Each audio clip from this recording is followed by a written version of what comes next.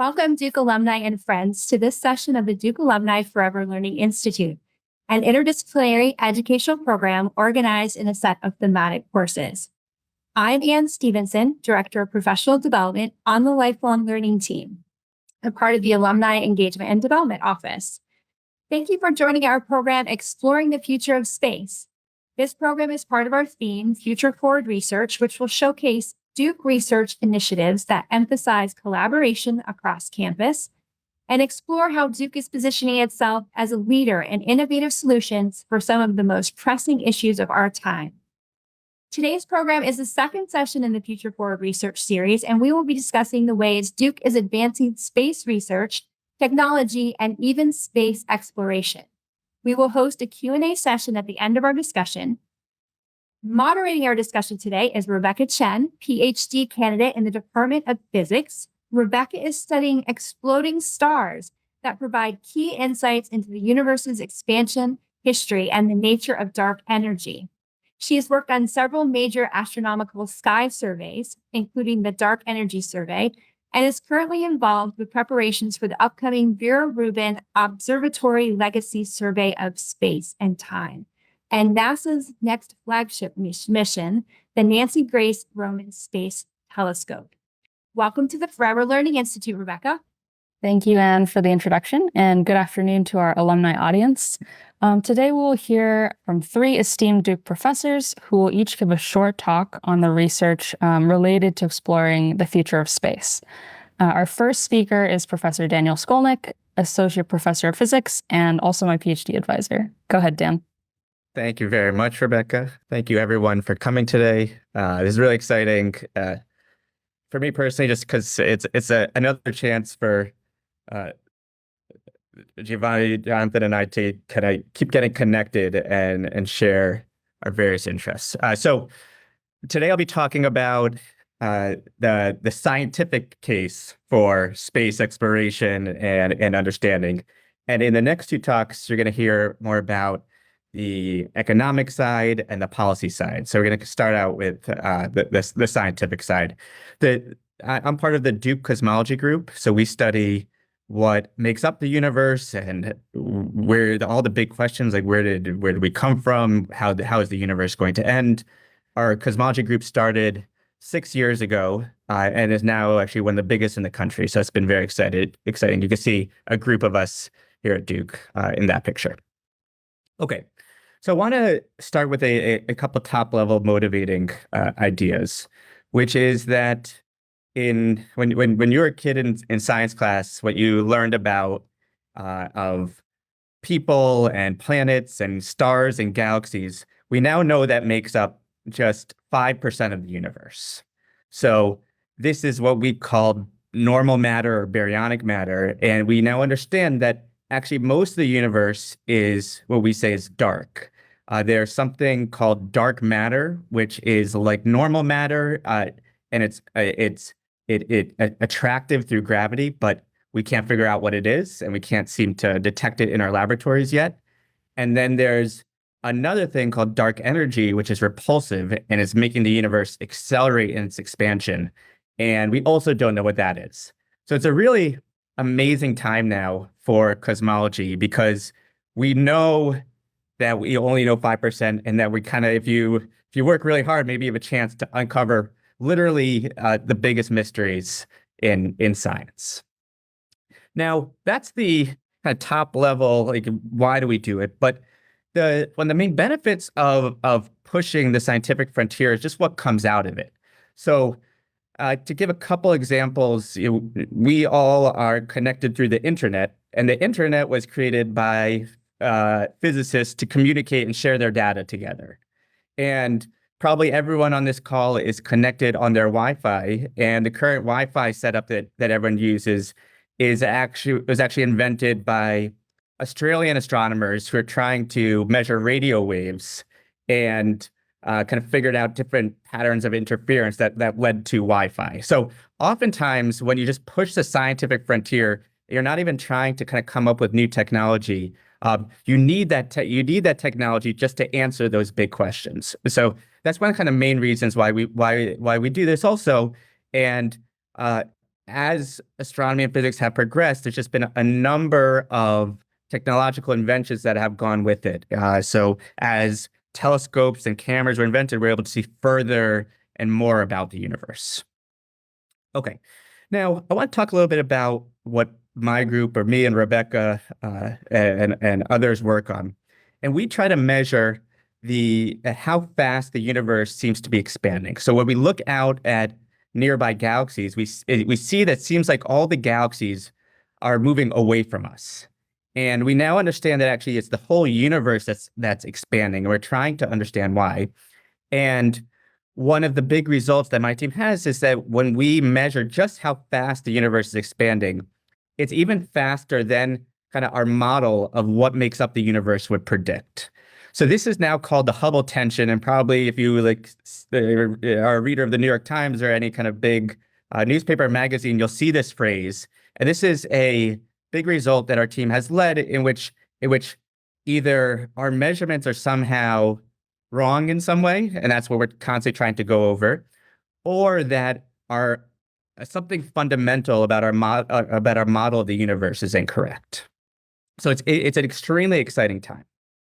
Now, because I'm a professor, I want to try to teach us two scientific concepts of what we use to make these measurements.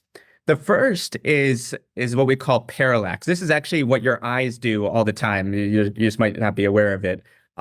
So we look at the position of stars when the Earth is on one side of the sun, and then we wait for the Earth to go to the other side of the sun 6 months later, and we'll see that the position seems to change of the stars, and that's just because our position is changing. And if we know the distance between the Earth and the sun, we can then figure out the distance to these nearby stars. And that allows us to kind of provide like the first ruler, a measuring stick for how far away things are in the universe. So this is how we figure out distances to nearby galaxies. And our eyes do the same thing. That's how we get depth perception. Now, the other kind of main tool is what we call standard candles, that if there are some objects in the universe and they, for instance, they explode, they're stars that explode with the same luminosity each time, then if you see one of these that looks fainter than the other, you could measure how much further away they are than the other. So these are two kind of big ideas, and there's something that kind of we do all the time here on Earth, but we're just kind of doing these on astronomical scales. Now, what my team works on is putting those things together to then figure out how far away are galaxies and how fast does it appear they're moving away from us, to figure out what is the expansion rate of the universe. So we call this a distance ladder, where we're tying this parallax idea to standard candles, which are supernovae or Cepheids. And when my team does this, we find that the expansion rate of the universe is faster than what's expected. So we're in this kind of amazing time right now in cosmology, where we have this picture of the universe where we think we don't understand 95%, but we understand maybe the general outlines. But then when we do these measurements, the measurements aren't aligning either. So we're in a very kind of strange predicament now in cosmology. So one thing you heard in Rebecca's introduction that she's working on, and I am also, is a telescope to find more of these exploding stars, these standard candles, and then understand how the universe has evolved over time. So we are working on the Nancy Grace Roman Space Telescope. So I'm the PI of the supernova team, and this is amazing satellite. It was actually a spy satellite that our National Reconnaissance Office was going to use to spy on countries, but they then built a better spy satellite and donated it to NASA. And so instead of spying on people, we flipped it around and we are looking at stars. And it is being built right now in a NASA laboratory in Maryland. And we are working with the engineers in testing, and we're only about a year and a half away from launch right now. So this telescope will be launched in late 2026, be launched on a Falcon Heavy, and a launch a year away, it feels like tomorrow. So there's a ton of work that's being done right now. So it's a very exciting time. One thing I often get asked is, what is the astronomy community with Elon Musk, because as people can see in the news these days, there's a lot going on. I'd say overall that it's very complicated, and maybe more antagonistic than anything. On one hand, we are using these SpaceX to do launches, and SpaceX is just a tremendous company. On the other, there's what people might have read about, which is the Starlink constellation, and this is now one of kind of many companies that are launching satellites into space. And now when we take images, this is what it looks like for us. So it's a very interesting and challenging time now for astronomers because we have these streaks through all of our images, which is making this very hard. Okay, so I just want to show you for a second how amazing Roman's going to be. So this is the size of the image that the Hubble Space Telescope will take. And this is this is called the Fingers of God. This is a stellar nursery when stars are born. And Roman is essentially 100 times the field of view of Hubble. So this, in one picture, Roman will do all of this, whereas Hubble just does that small thing with the same resolution. And what it will be able to do is will keep taking images night after night. And this is a simulation that another professor at Duke created, Michael Troxel, of all the exploding stars. So we'll just find thousands and thousands of exploding stars, each one of these dots an exploding star, and that'll allow us to measure the distances to galaxies of the universe. Okay, now I want to just kind of say one other thing that helped lead it off into the other professors, which is that what I've worked on is parallax to figure out how far away are very distant galaxies. I've been working with another grad student, Marianne Fernandez, on what if we could apply this technique, but then to figure out how far away are asteroids, something much, much closer. And this is critically important because one wants to predict the orbits of asteroids to see if they're going to hit Earth. And you need to know the distance really, really well to be able to do this. So we figured out this idea of using this cosmological tool of parallax to then measure the distances to asteroids.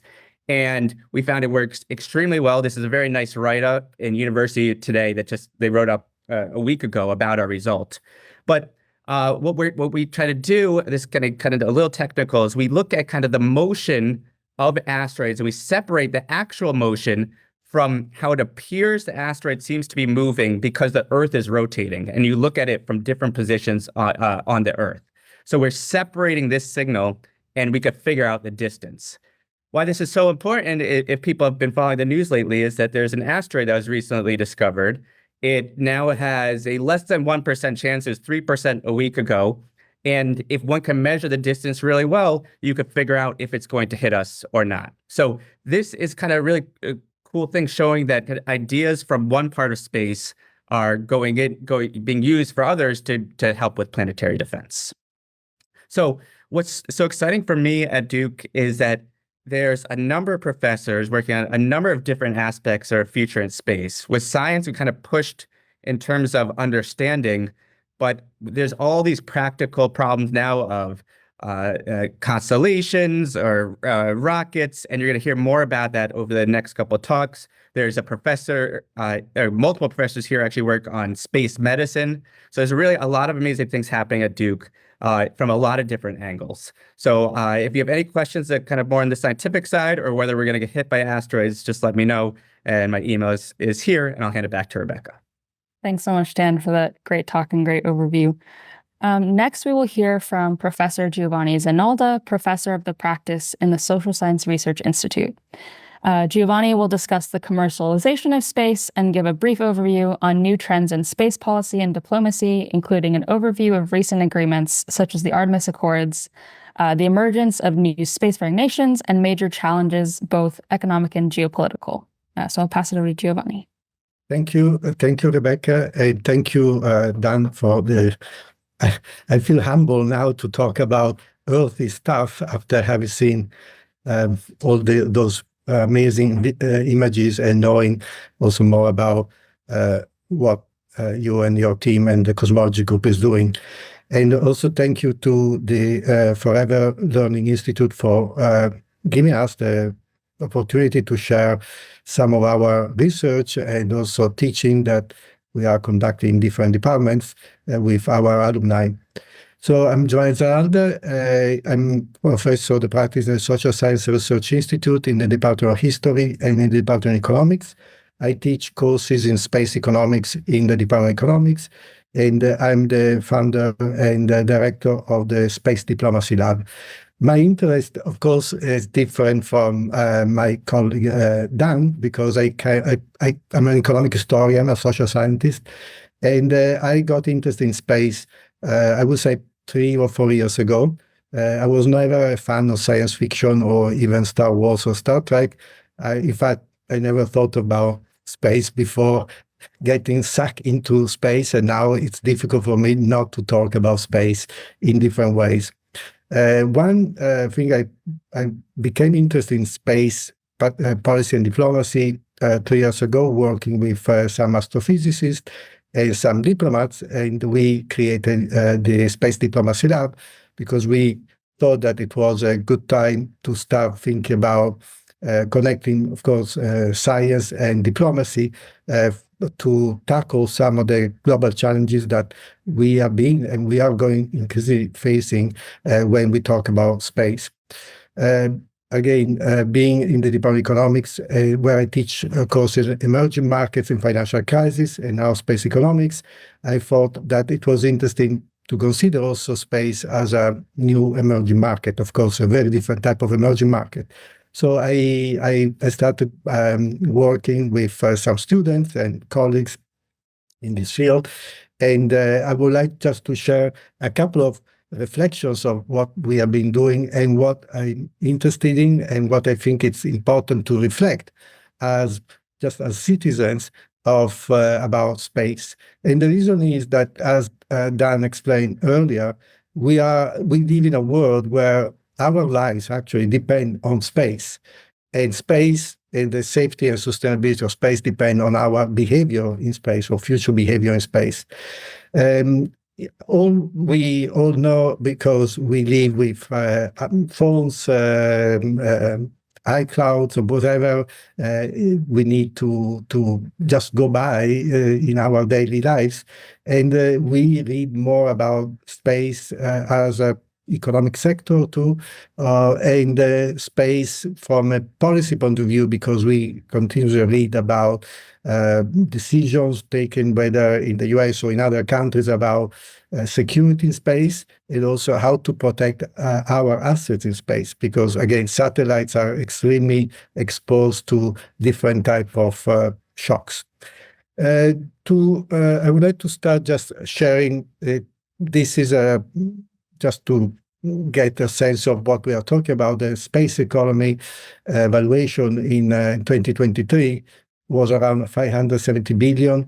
And it's, of course, we know that is going to expand. There are different, already there is an economic issue here, that there are different valuations of the real value of the space economy. For instance, McKinsey for 2023 considered it was 424 billion, in 630 billion in 2023, and they believe that it's going to expand to 1.8 trillion by 2035. The reason that it's difficult to agree on at least a particular type of valuation is because there are different ways of assessing the value of the space economy.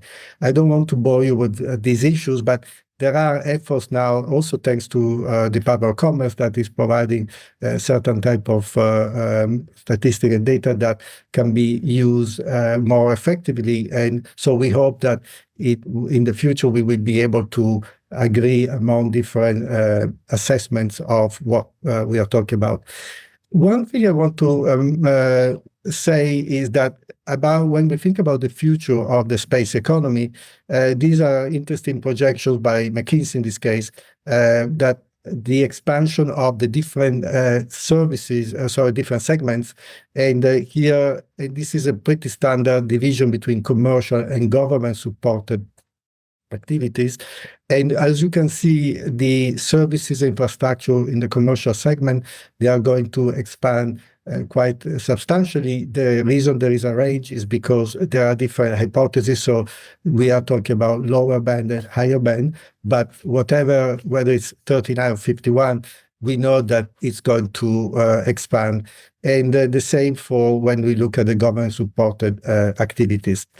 One other, this is just to give you a sense of what we are talking now. One of the reasons why we are more and more involved in space activities, and both for scientific reason, economic reason, commercial reason, of course, and all kind of, if you think about, of course, the telecommunication, it's accessibility. So the fact that the cost of bringing assets to space, especially to LEO, has decreased pretty dramatically in the last 10, 15 years. And as you can see here, today the cost per kilo, it's $1,500 using a Falcon Heavy, but per kilo. But with Starship, once Starship is going to be operational, they say that it can go down to $100 per kilo.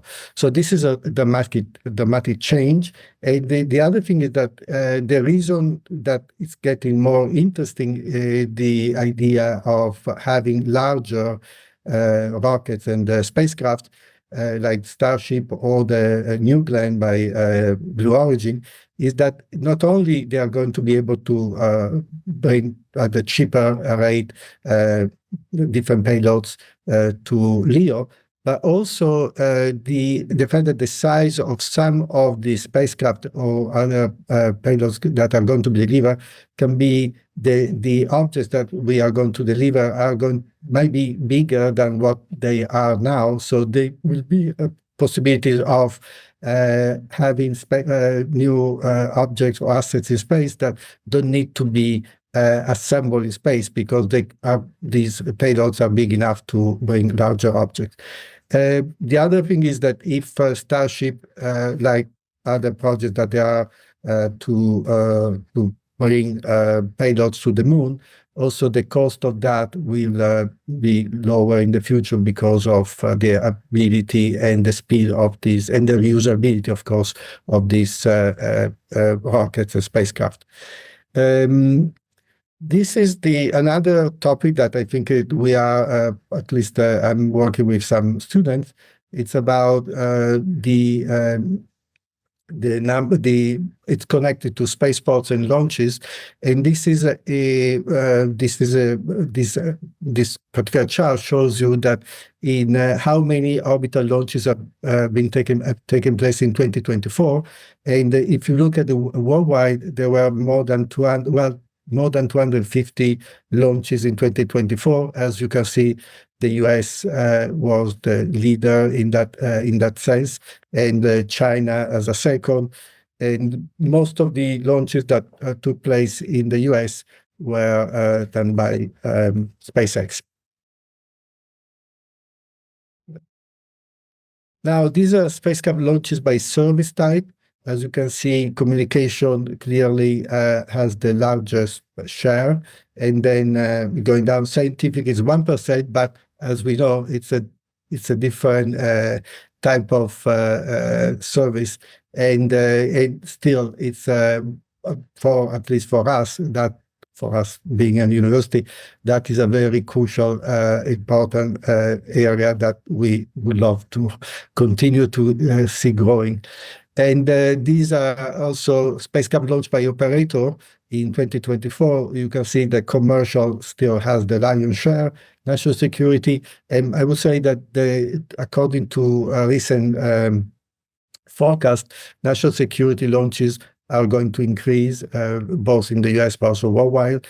And also nonprofit academia, as you can see, it was a pretty large share. And also we hope that will increase in the future. Now, this is something that probably most of you are familiar because we keep hearing about SpaceX and other type of satellites in orbit. And as you can see, this is pretty recent. It's from last week. And as you can see, the large share of satellites in orbit is belongs to SpaceX. Also because, as we know, there is the mega constellation Starlink. And then, as you can see, other countries are particularly active in space, Russia, China, European Union, and increasingly Japan, India, and some of the new, and I will get to the point of the new actors in space. This is an issue that we are all very interested in, not only my team, but also other groups at Duke, and also it's something that you keep reading in the newspapers or in the general press about space debris. And the reason is there is a reason for that is that we know that there is an increasing number of space debris or space junk, as it's called. And here, these are recent assessments by the European Space Agency. And as you can see, the question is, there are certainly a large number of space debris larger than 10 centimeters. But when we go to the smaller size, the number is quite impressive. And if you go down this table, we are talking about 130 billion space debris objects between 1 millimeter and 1 centimeter. And some of these can cause damages to some of the satellites, and in particular to the solar panels that are part of some of these. Also, the International Space Agency, for instance, has been heavily affected by these type of small debris when they hit the solar panels. Now, I get to the other point. So one thing is, we know the commercialization of space has changed the way we think about space. The number of companies and corporations, not only US corporations, but there are corporations from all around the world that are very active in space. But it's also, there is another part that is very important to keep in mind, that we have an increasing number of countries that are not considered a traditional spacefaring nation, that are the US, China, Russia, India, Japan, the European Union, the UK, but we have an increasing number of spacefaring nations that are called, in fact, emerging spacefaring nations, that some of them have already invested heavily and have been very successful in establishing their own activities in space, whether they have satellites, but they're also part of larger projects with NASA or other space agencies or other corporations from around the world. And for instance, the UAEs are actively involved. The Saudi Arabia is actively involved, and South Korea has emerged as an important emerging spacefaring nations. And then there is a third category, which is what are called the pre-emerging spacefaring nations. And these are countries that are thinking of investing more heavily in space, or they are at the beginning of the process and they are trying to attract investments, but also try to see what type of assets or what type of what they can leverage in order to attract more collaboration. Some of them are in Africa, some of them are in Latin America. And for instance, some of these countries are thinking of creating spaceports, in particular close to the equator, because those are particularly important, from an economic point of view, from also environmental and certainly commercial point of view, those are primary spots for creating a spaceport around the world. And now there are also activities that are done in some of these countries to attract investments, such as creating special zones, economic zones, to attract not only some investments in technology, transfer know-how, but also to create more interest in education in those countries to create a workforce that could handle these type of investments. This has also created a very interesting trend in diplomacy. That is my second area of interest.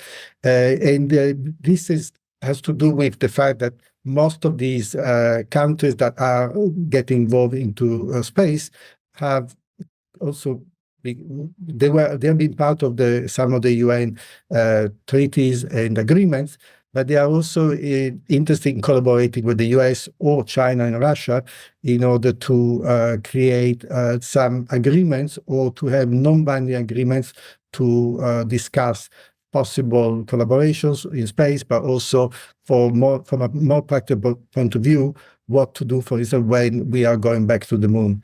So these are the two most relevant, I would say, this new type of diplomacy, the Artemis Accords that are led by the US, and the International Lunar Research Station that is led by China and Russia.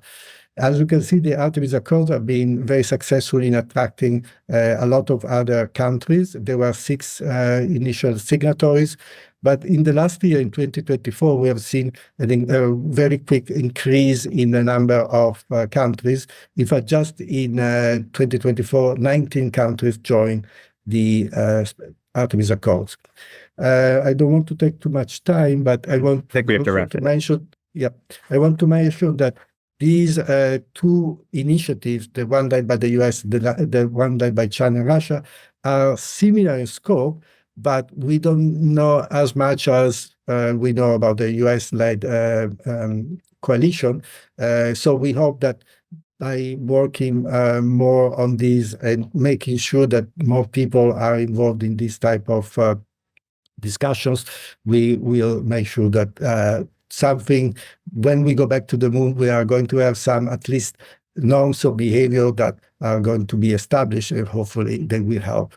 So thank you very much. And again, if you would like to know more about both the economic side or the policy diplomacy side, please get in touch with me. Thank you. Thank you so much, Giovanni. Yeah, it's really interesting to hear from the science perspective, the policy side as well. So our last presenter is Professor Jonathan Wiener, the William R. Perkins Distinguished Professor of Law. Jonathan will discuss the questions of what laws will we apply and create in space.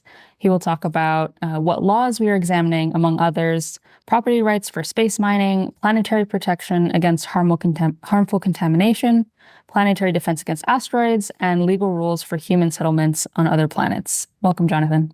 Thank you, Rebecca, and thank you, everyone. It's really wonderful to be together with you and to share with you some of the work that we are doing. And I'm especially glad to have so many Duke alums, Duke community members interested in these topics. And we would love to hear from you also, or you can email us after this session and hear about your interests and what you are working on in this area.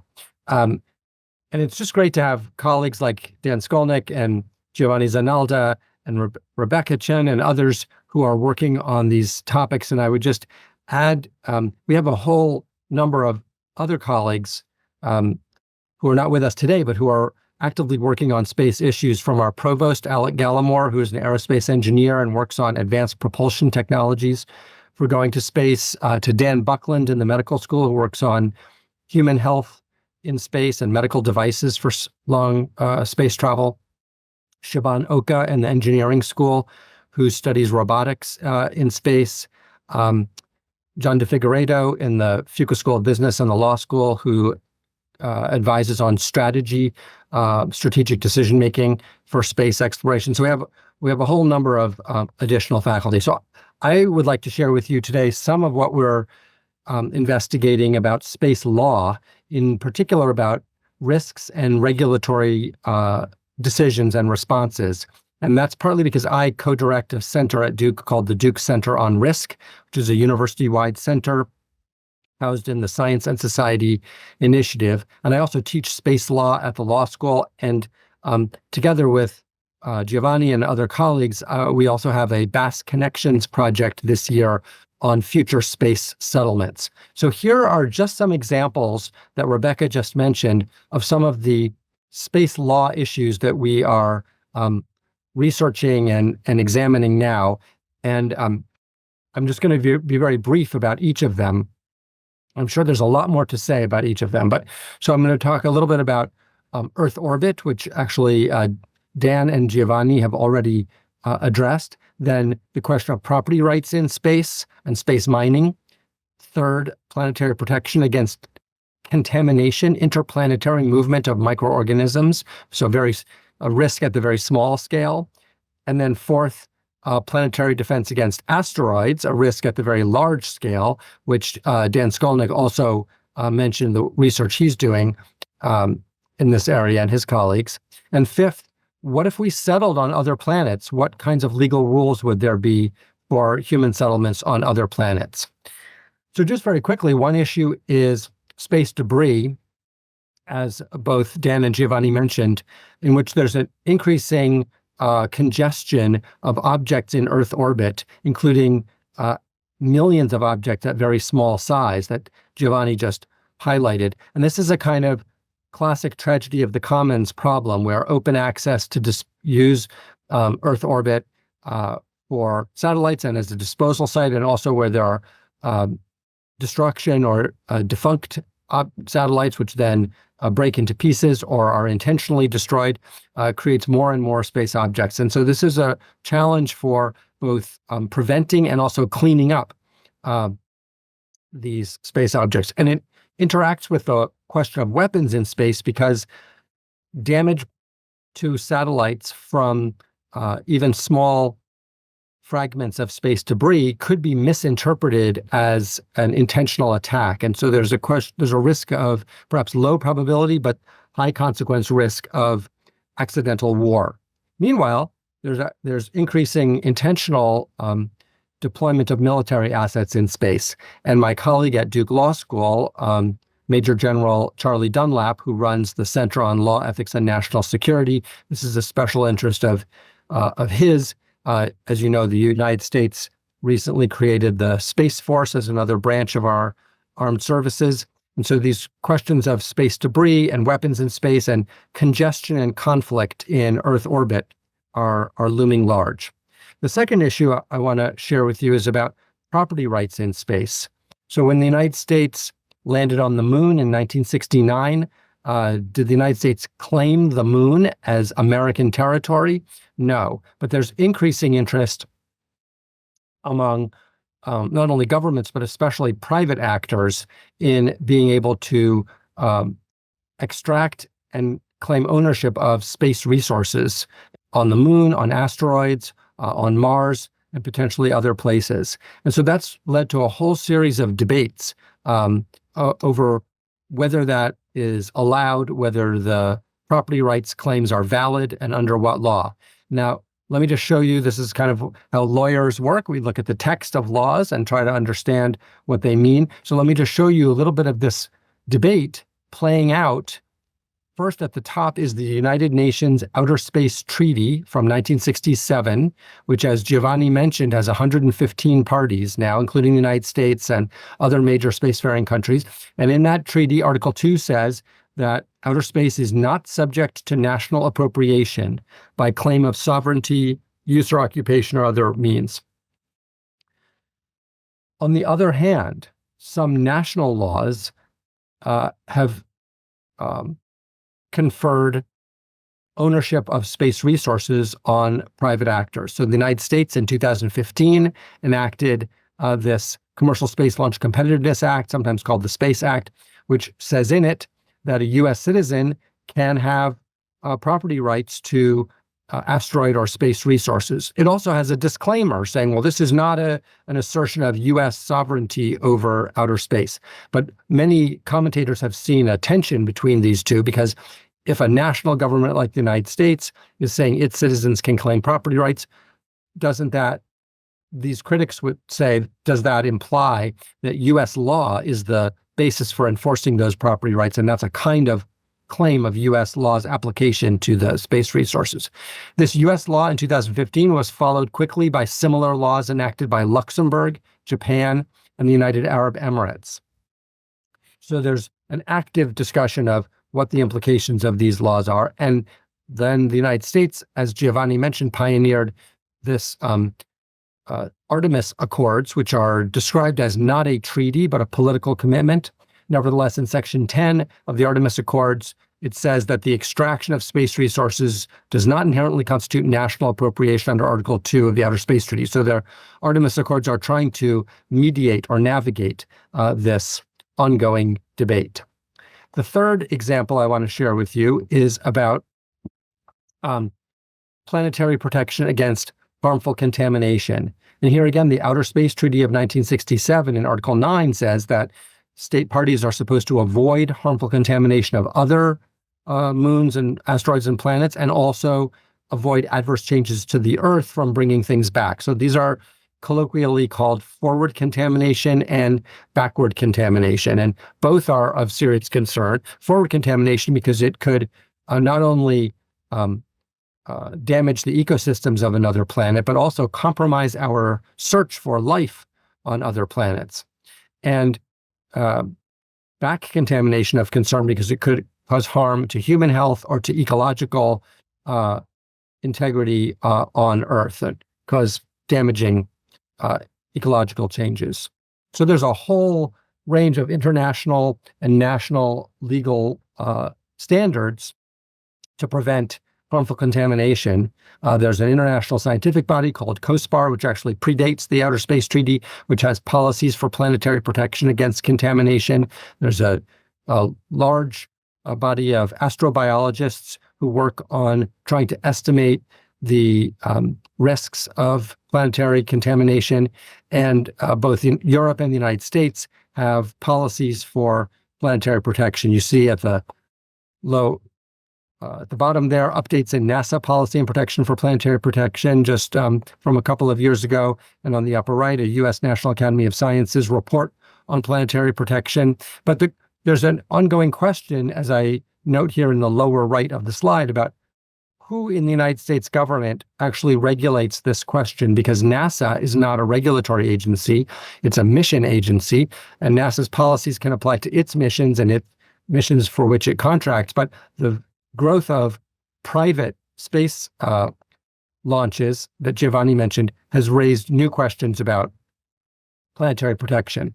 One example back from the 1960s, the public health agencies like CDC said to NASA, you need to quarantine the returning astronauts and spacecraft from going to the moon. And so there was a debate about that. NASA ultimately did build a quarantine facility. And when the astronauts came back there, you can see them being greeted by President Richard Nixon. And the astronauts are in the mobile quarantine facility. Then they were transferred to a stationary quarantine facility in Houston. But when the astronauts came out of the space capsule floating on the ocean, the hatch was opened and the air from inside the capsule was released into the Earth environment, which several critics have said breached the quarantine. And so there's been criticism of the gaps in the planetary protection regime back in the 1960s. And here's, for example, an article by historian Dagmar de Groot sharply criticizing the neglect of the potentially extreme catastrophic risk of bringing microorganisms back from the moon, even though it turned out there were not. And so this is an issue today as well because of missions to Mars and other places where there might be microorganisms.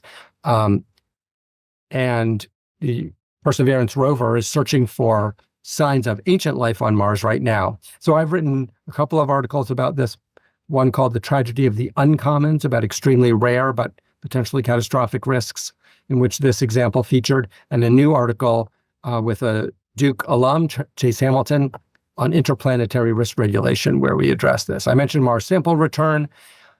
Just let me mention very quickly that we also had this concern about forward contamination, about bringing microorganisms from the Earth to other planets. So on the moon, not only have we visited the moon several times and left equipment and the American flag and golf balls, but we the Apollo missions also left 96 bags of human wastes to avoid having to transport the weight of those wastes back off the moon on return. So that's both a concern about contamination of the moon, but also an opportunity for scientific research to go and study those materials to see if microorganisms still survive now on the moon. And in 2019, another mission called Bereshit crashed on the moon, and then it was revealed that secretly there was stored on this mission a sample of tardigrades, which are multicellular microorganisms that look like water bear, sometimes called.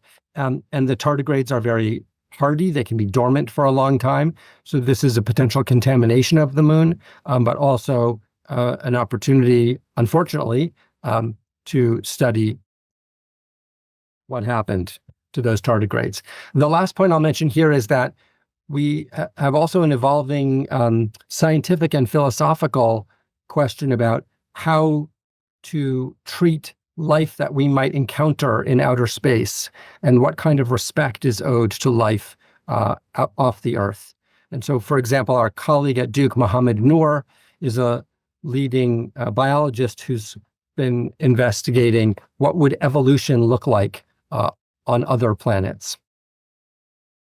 The fourth issue is defense against asteroids, which Dan Scolnic mentioned. His team is examining how to detect asteroids and how far away are they, how fast are they moving, what size are they. And these slides are just showing that scientists have made substantial progress in detecting more and more near-Earth objects. And that's the first key step is, can we detect what might intersect with the Earth's orbit? The second question is, can we deflect? If we found an asteroid that was very large, threatening the Earth, how could we avoid that impact? And so deflection, we are now in the era of deflection, which human beings, NASA and the European Space Agency, sent a spacecraft to test deflection by crashing into a small asteroid called Dimorphos, which is orbiting another asteroid called Didymos, to see whether they could change the orbit of these asteroids. And that test was in 2022, was quite successful, but it also generated new evidence about what the impact would be. And it raised some questions that had already been debated back since at least Carl Sagan in the 1970s about the risk-risk trade-offs. That is, attempting to deflect an asteroid might also break it into pieces that reduce the consequence but increase the likelihood of some fragment hitting the Earth. Or there could even be malevolent attempts to direct an asteroid towards the Earth, or unintentional attempts to mine an asteroid that then direct it towards the Earth. So there's an ongoing debate about what rules should there be for asteroid deflection and who makes those decisions. When NASA and ESA sent the DART mission to deflect that asteroid, what say did other countries have in that? Or what should the cooperative regime look like in the future? Okay, the last example I want to mention very quickly is, if we settle on other planets, what should the rules be? And who should make those rules? And these would be the rules for an entire legal system. So in a sense, space law could contain within it all law, the laws for constitutions, contracts, torts and crimes, property, marriage, citizenship, so on, health, safety, and environment. So some options that I ask my students to consider are, should there be A, an international agreement among all the governments of the Earth, where there would be one law for Mars, for example, a new treaty for Mars law? Or B, each national government could bring its own law? Or C, each private company that wants to settle on other planets could bring its own law? Or D, the settlers themselves make their own law? And I'll just give you two quick examples. Starlink, the satellite company owned by SpaceX, has in its terms of service this surprising paragraph. The first sentence is not surprising. Disputes will be governed by California law. But then the next sentence, two sentences say, for services provided on Mars or in transit to Mars, the parties recognize Mars as a free planet and that no Earth-based government has authority or sovereignty over Martian activities. And so disputes will be settled by self-governing principles. So that's a pitch for choice D in my previous list, that the Martian settlers would make their own law. And we actually have antecedents of just this happening 400 years ago when the Pilgrims came on the Mayflower to what became the Massachusetts colony, but originally they were trying to go to Virginia. They were blown off course. They lay at anchor off of what's now Provincetown on Cape Cod, and they scrambled to say, well, we will still have rules that apply, even though our charter said the rules apply in Virginia. We will now make new rules. And so they signed this Mayflower Compact, which is essentially one paragraph saying, we on the boat all agree to be bound by the rules that we will make when we get on land. And so this is an example of a workaround to establish a new legal system under British law, but established by the settlers when they landed in Massachusetts. So we have had two Basque Connections project on this set of issues, one 5 years ago called Going to Mars, which produced this report on Martian migration, and one going on right now called Future Space Settlements, Lessons from History, in which our team of faculty and students are studying these questions of how have humans settled around the world in the past, and what can we learn from that about how humans might settle, the technology, the private role, and the public law of settling on other planets in the future. So with that, let me say thank you and turn it back to Rebecca. Thank you, Jonathan. And thank you to all three of our speakers today again for presenting and sharing your research. Now we'd like to hear from our audience. So please post any questions you have in the chat and we'll try to get to as many as we can in the time we have left. We have one question from Bob Warren, who is asking, this is maybe directed more at Dan. Will Starlink satellites not significantly degrade the effectiveness of the Vera Rubin ground-based telescope since it looks at the entire night sky, not just slivers of it? Yes, great question. And so with the Starlink constellation and other companies launching more satellites, it's becoming a bigger problem, specifically for ground-based telescopes. And Vera Rubin will get hit the biggest or the hardest. So absolutely. So there's a number of people in our collaboration who are actually working like with the SpaceX about different paint colors for the satellites. So you have like a better black coat on them, so they're not as reflective. But still, this is becoming pretty terrible, and it's unclear what to do about it. It's about 1% of the image now, or growing to 1%, but at the rate of increase, it's just going to get worse and worse. So this is a big problem. I don't see any more questions in the chat. So I have a question maybe for Jonathan, which is, so you mentioned regulation related to space contamination for the US specifically, but maybe you can say a little bit more about other regulation like related to space debris or the limits on number of satellites, things like this, and like across countries, and how enforceable these sorts of things are. Yeah, it's a very good question, and we don't really have a good answer in the sense that the Outer Space Treaty says countries should have national laws to regulate these kinds of risks. In fact, Article 6 of the Outer Space Treaty says that national governments are responsible for the authorization and continuing supervision of their non-governmental entities like private companies. But it's not clear that national governments are all doing that. Even the United States, as I mentioned, there are gaps and concerns about which agency regulates, what their legal authority is. The U.S. FAA, Federal Aviation Administration, has authority over launches and re-entries, but it's not clear that it regulates activities in between the launch and re-entry or farther away from beyond Earth orbit.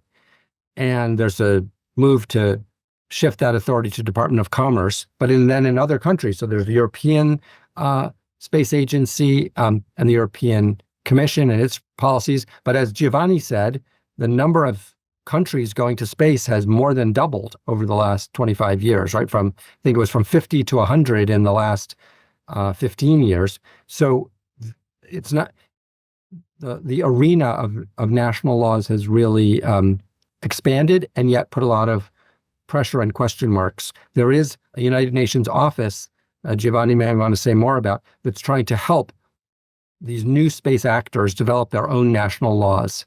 The United Nations Office of Outer Space Affairs, but this is an ongoing, evolving issue. So I want just to add something about the space debris issue. Thank you, Jonathan, because one thing is also the involvement of the private sector is very relevant, because in terms of innovation, there is a lot of going on both in the US and other countries.